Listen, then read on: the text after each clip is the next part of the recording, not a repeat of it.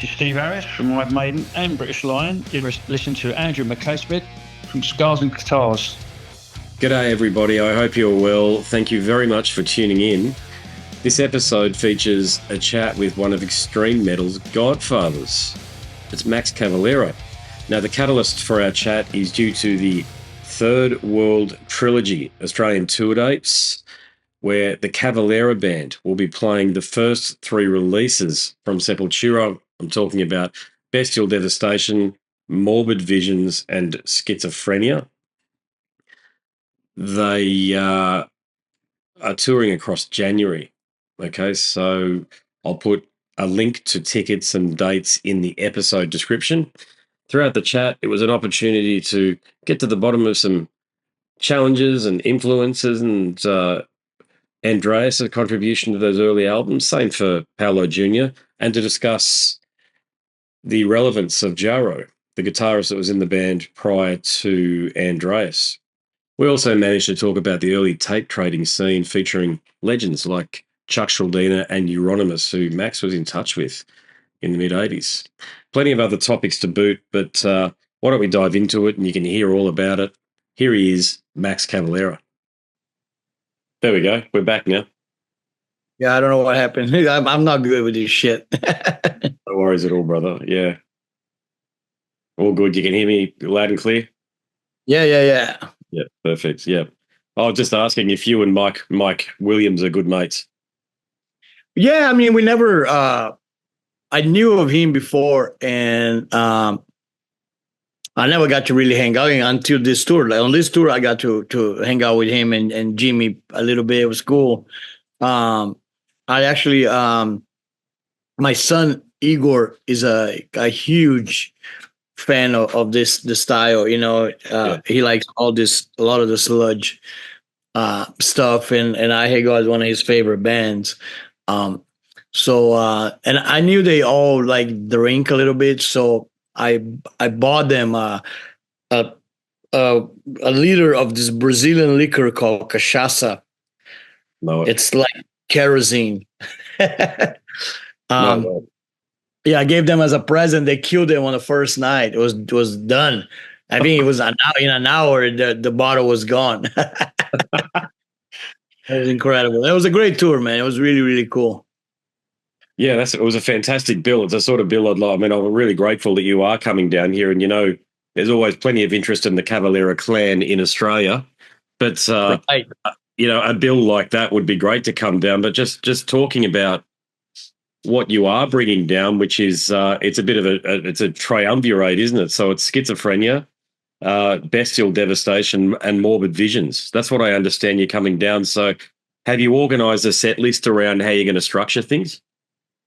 Yeah. We the idea is to play the three records together. Don't know if you're doing them in order or not. The last time we played Europe, we did them in a sort of order.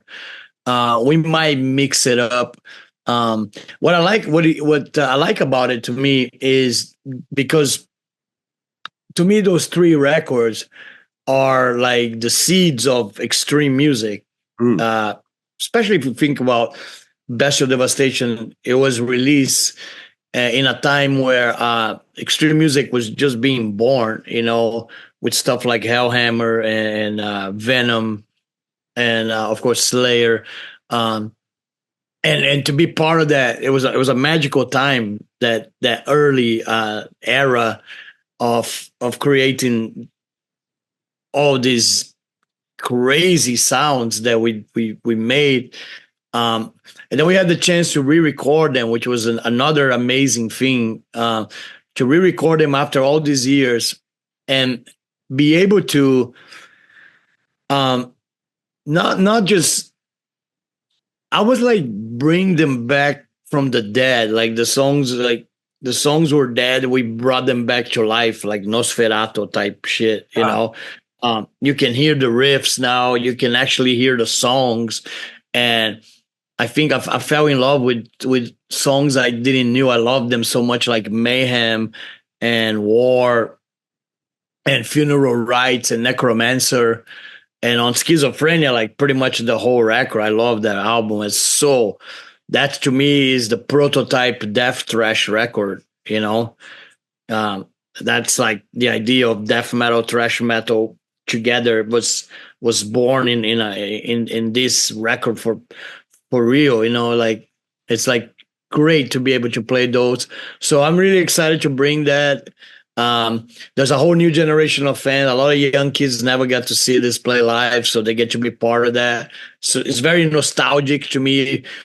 It take me back to my young age, my young years with my brother playing the stuff in Brazil in the underground, and it's great. It's just they're great songs, very powerful, and it's just fun to play. Yeah, indeed. Yeah. Well, the re-releases, they sound superb. You're probably one of the few artists that has reimagined your earlier material in a way that both honors it and improves it, which I'm sure you can relate to, because a lot of bands do re-record older stuff and it sounds like shit, or they lose the spirit or the energy. But you managed to capture that. So my question after that is, did the reception, did it exceed your expectations or just meet them?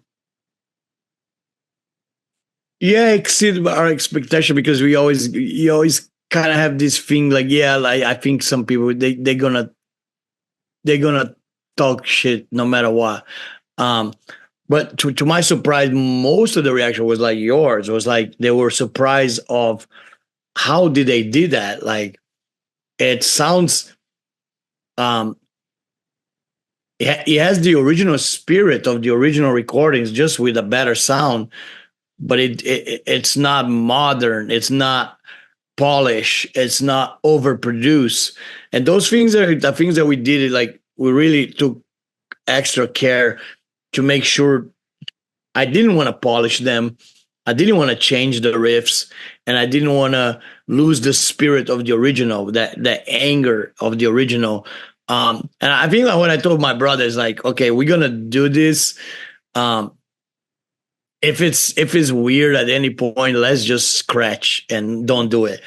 And from the beginning, from the moment we entered the studio and we started laying them down, in a weird way, it felt like we were 15 all over again. You know, like just the two of us connecting and going for it.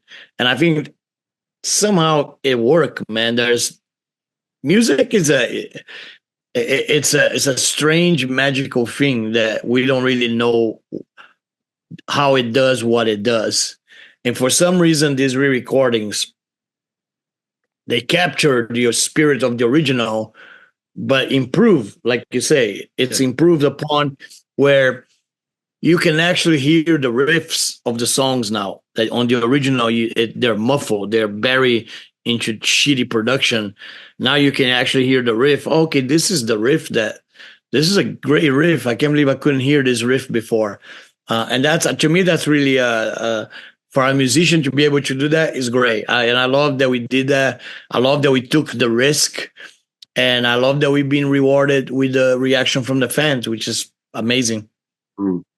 I might be off point here, but I think you work with Arthur Risk on them. Is that correct? Right.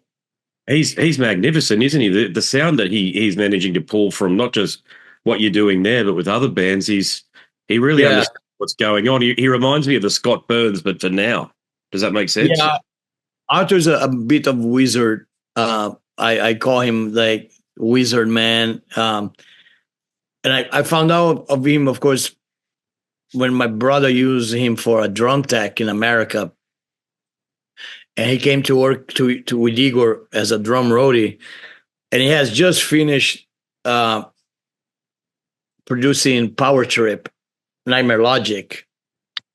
And he gave me to listen to, and I listened to it. It's like, what kind of magic trickery is this? Because this album sounds like it came out in 1989. You know, this is the trash that I grew up loving it. That this can be real. A new band cannot be doing this right now. And that's like, I knew that Arthur was the right guy for this kind of stuff, because he gets it.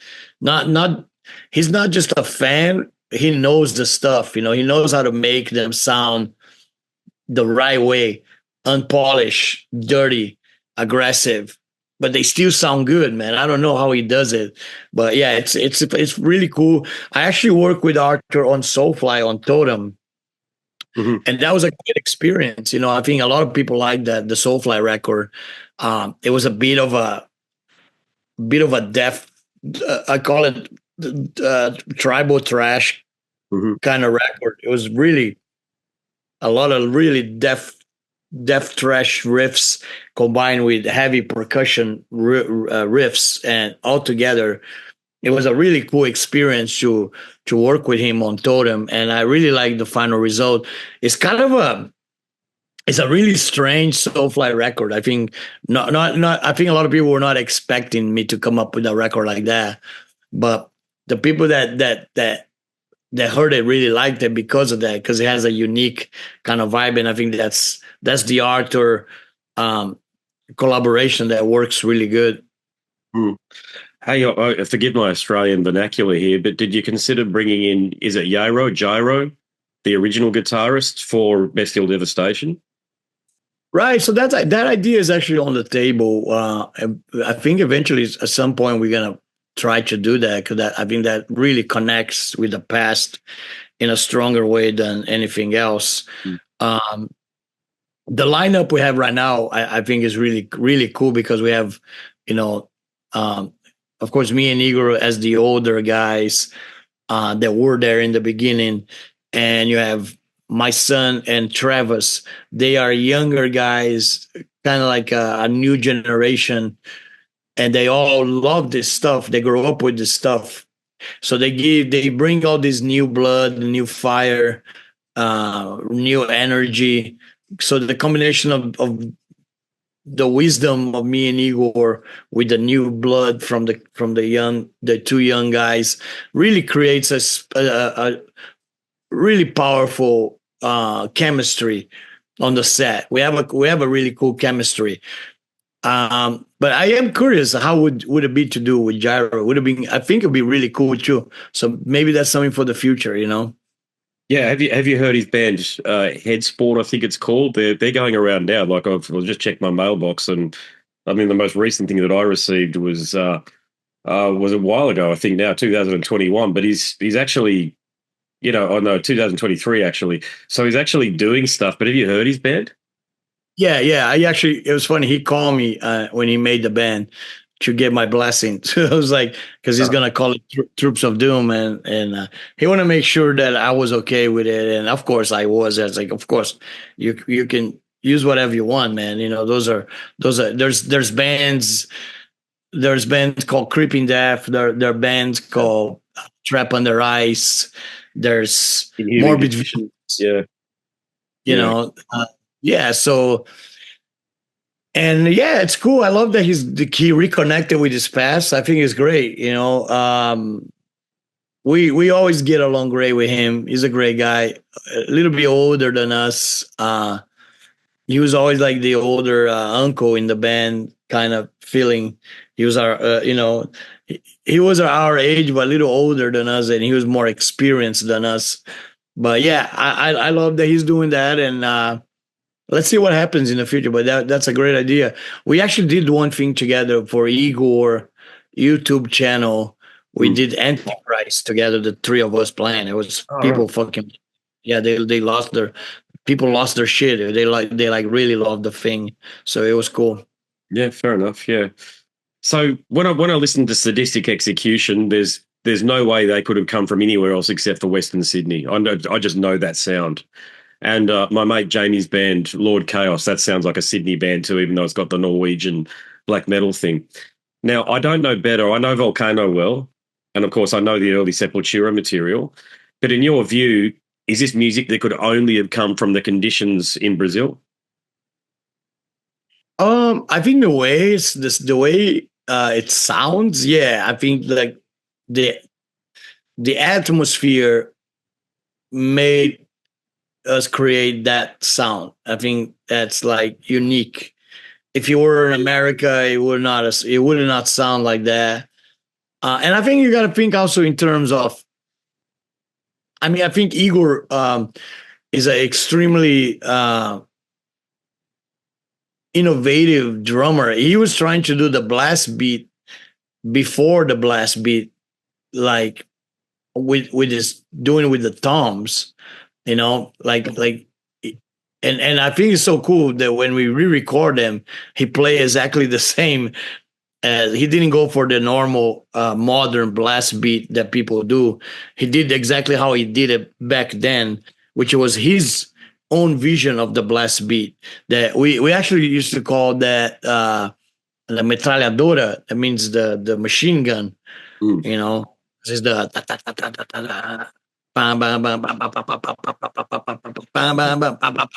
sounds like a machine gun. And I love that he did that and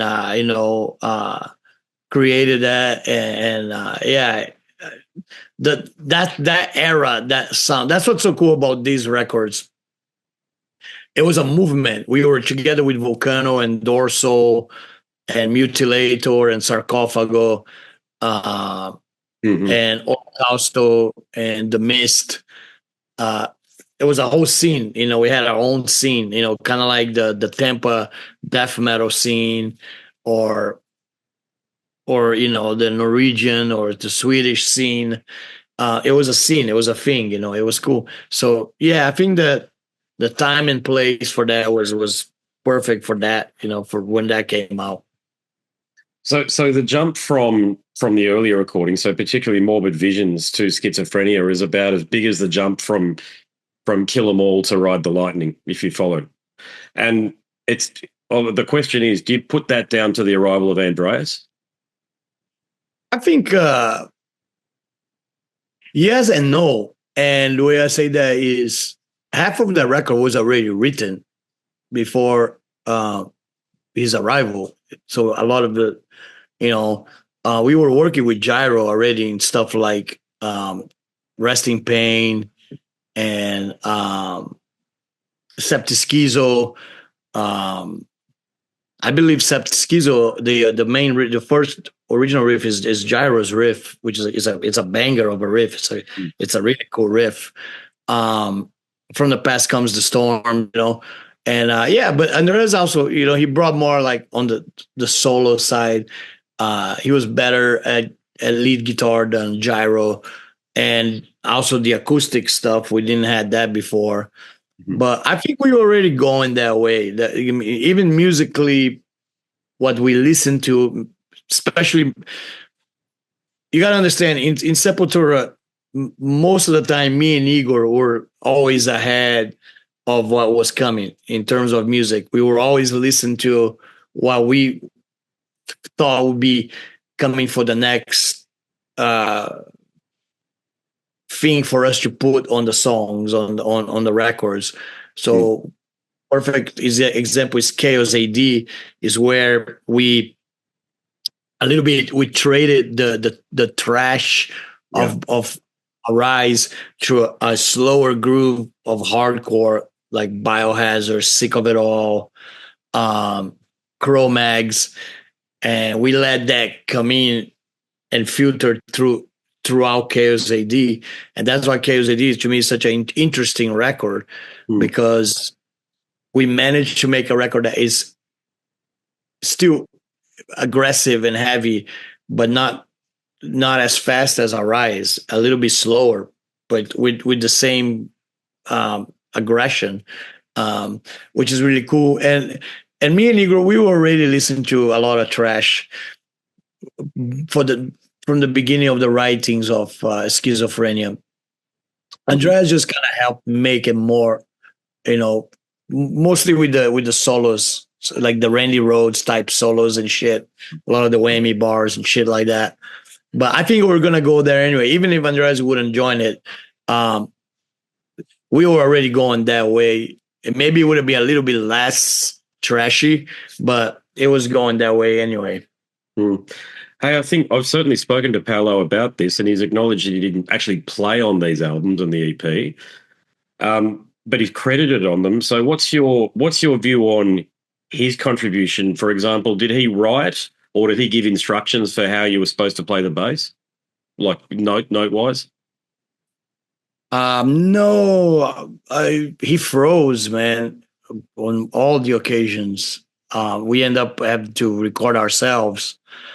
He had this huge fear of studios, which is,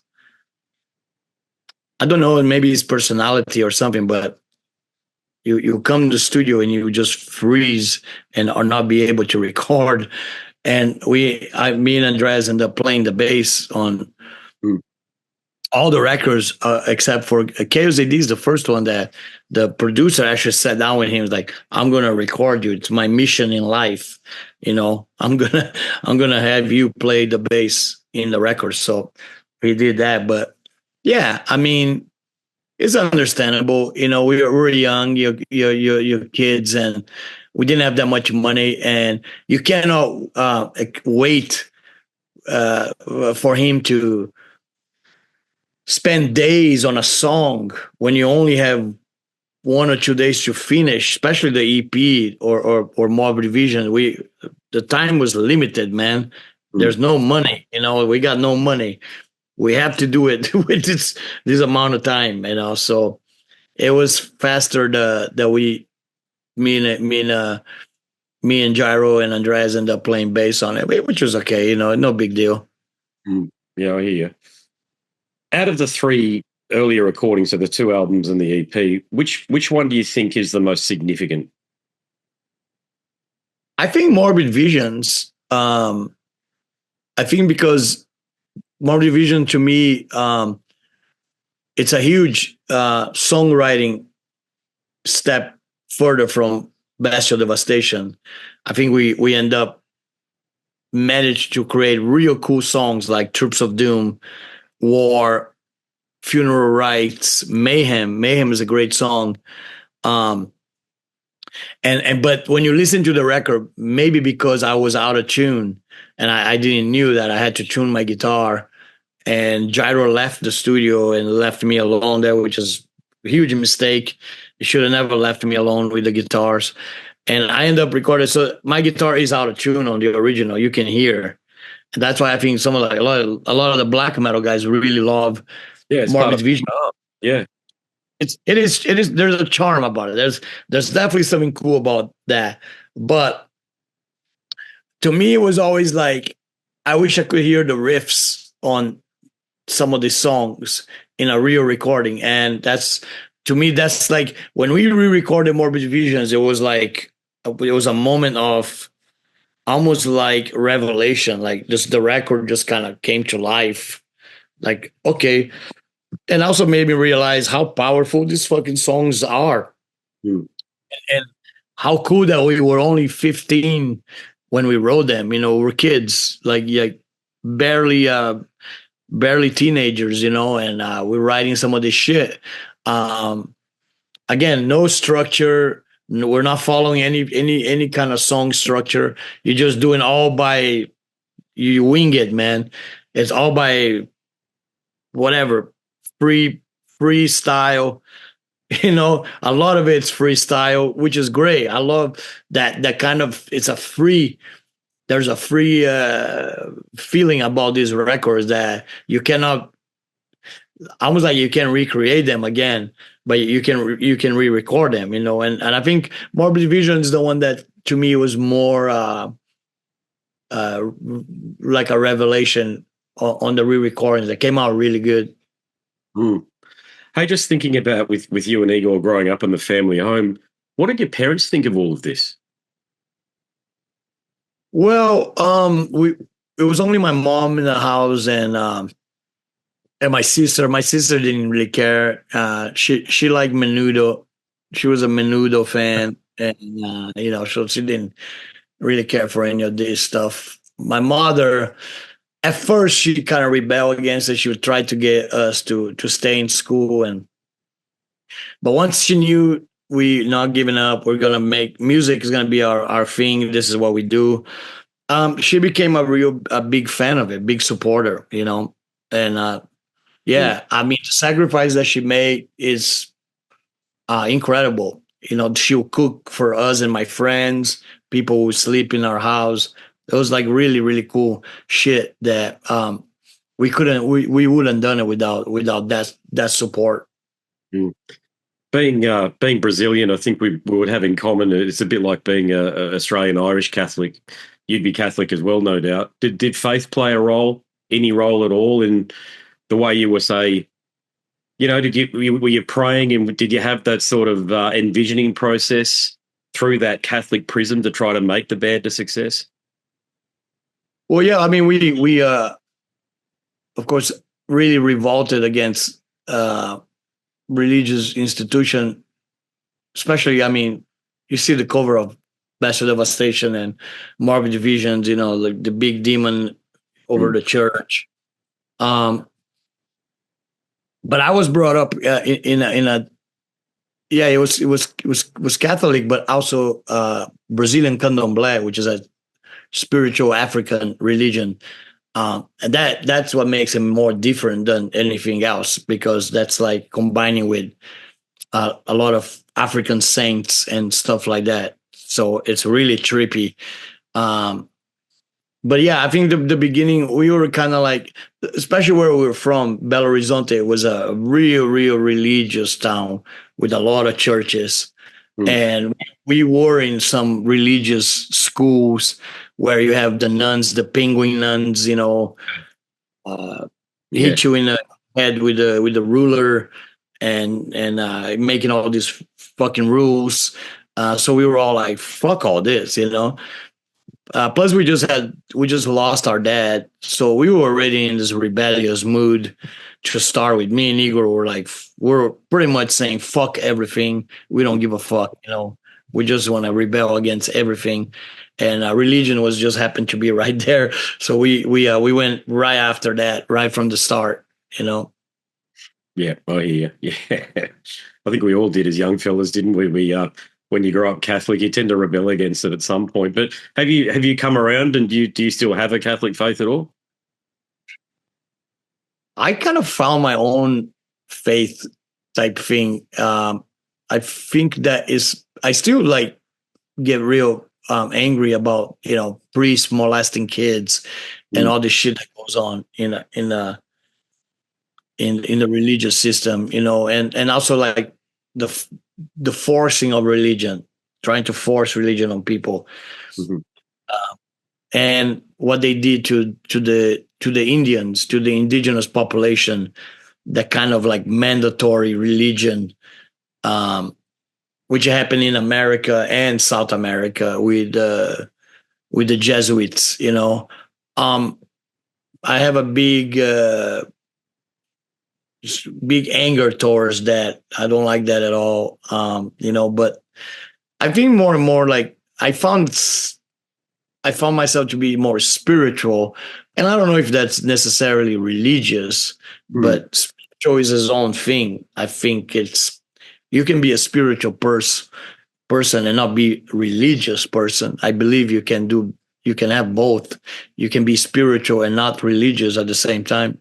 From memory, you're living in Arizona these days, and of course, we've just last week, I want to say last week, in the last fortnight anyway, the presidential election occurred. Have you got a view on what's going on in the social and political landscape in the United States?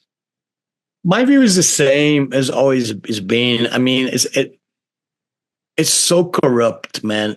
It doesn't matter like who wins. It's broken. Like, the system is broken. So it doesn't really matter.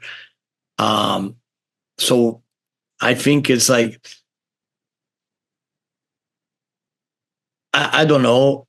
It's like a sing on Primitive, back to the Primitive, fuck all the politics. Yeah.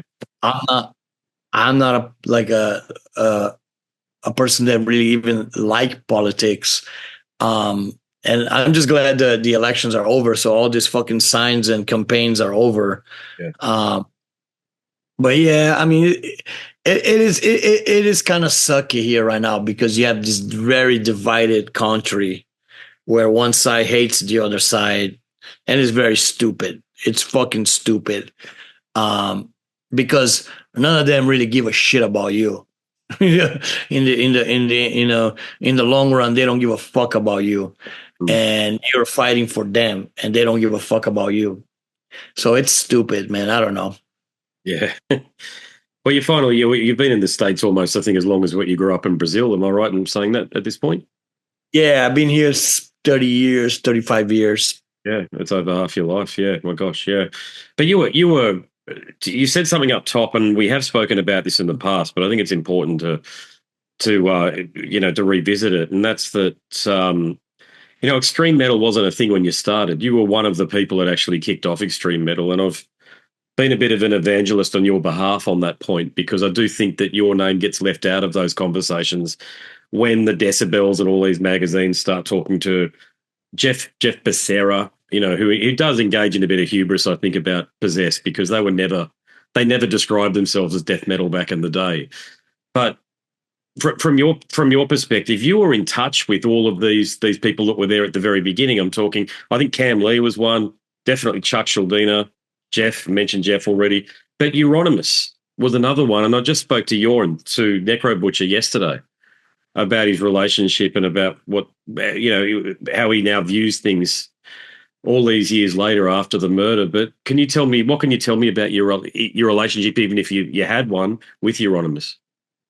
Yeah, it was mostly tape trading, which was the thing I did. And I really built up a couple of cool relationships, mostly with one of my main guys was Chuck, from Def. I had a bunch of different letters from him and tapes and T-shirts. Euronymous was a big record collector, so he always loved to receive the vinyl. I always send him vinyl.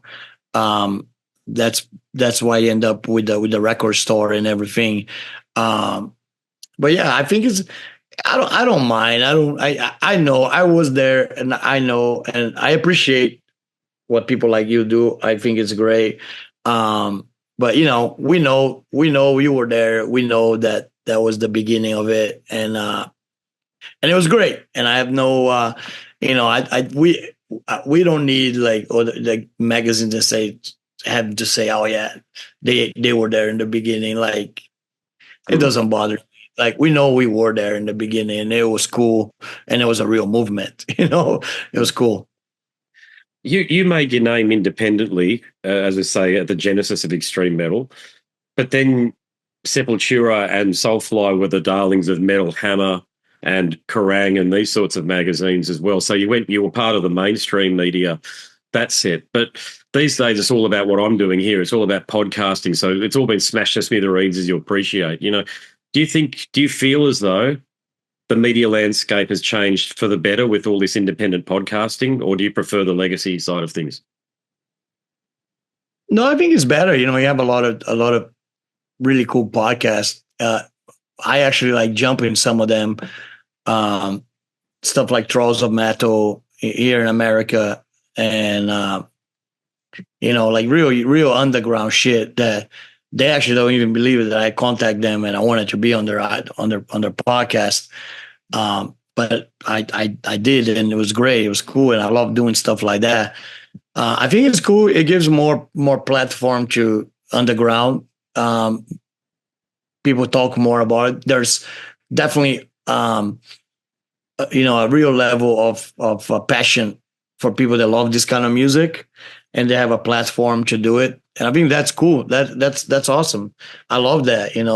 I think that's great. Also, there's also, of course, the bad side of it, internet and all that, all the shit talking and the bullshit that goes with it, But I think overall it's good. It's good that we have podcasts and you get to talk to really real legends, like I think of it as people like that. To me, if I'm doing a podcast with Tom Warrior, in my eyes, I'm interviewing a real legend that was there and did some real amazing shit. And that's really cool. I respect that. I think that's great. You do remind me a lot of Tom. I've got to say, I've spoken to him once. I had a long conversation with him for the show. But in that you were both there at the very beginning, of course, he's I call him the Godfather because I just feel that way about it. And yeah, I mean, Hellhammer was like, the beginning of everything. yeah. if you could, look, I understand these questions are a bit naff, but I'm going to ask it anyway. If you could give yourself a piece of advice when you were first starting out, do you think would make your life a bit easier? What would it be back in those days?